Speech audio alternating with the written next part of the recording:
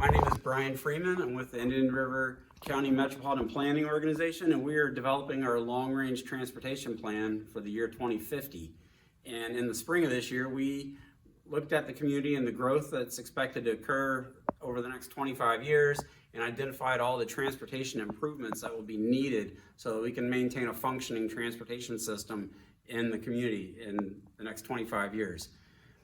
And from that list, we have to then narrow it down to what's called our cost feasible plan, because the plan has to ultimately be what we can afford to build over that 25-year period. And so these are the projects that are either going to be fully affordable in that 25-year period. Those are shown in the blue boxes here on the map, and those include the widening of County Road 510 all the way from 512 to US 1.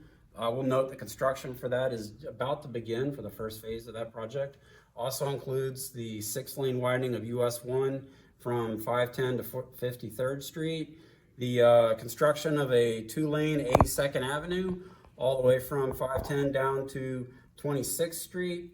Also, not a widening, but making intersection improvements, thinking like increasing turn lanes, those types of improvements along Indian River Boulevard from 4th Street to 37th Street. Also, there is the widening of 512 from 95 to Willow Street in Fellsmere, and then also the construction of 53rd Street from 66th Avenue to 58th Avenue. And then in this inset are a couple other projects. One is the extension of Aviation Boulevard east of US 1 over to the west side of the hospital where it would connect to 37th Street, and then the widening of the Aviation Boulevard and 26th Street corridor all the way from US 1 to 66th Avenue. There are 2 additional projects that are only partially funded in the plan, and that's because each of these projects is a multi-year